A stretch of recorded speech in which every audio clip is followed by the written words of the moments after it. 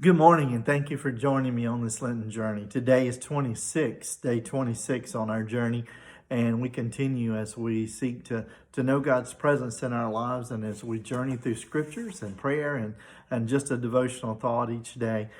Today's thought that Bishop Lewis offers for us is from Ezekiel chapter 1.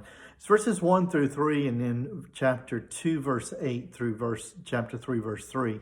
But I just want to share with you the initial verses from Ezekiel chapter 1, verses 1 through 3.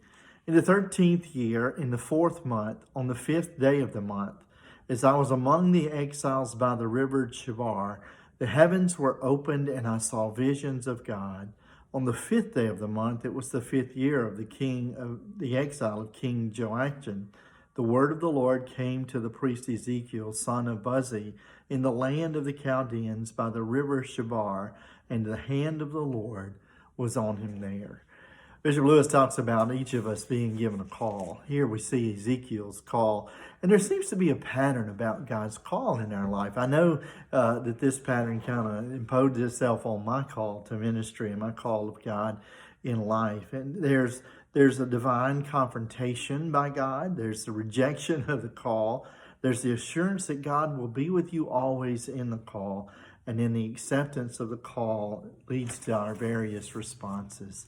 Oftentimes when we feel called by God, our initial reaction is to say, no, not me. I can't. I'm too small. I don't have a voice or whatever. But God has a call for you.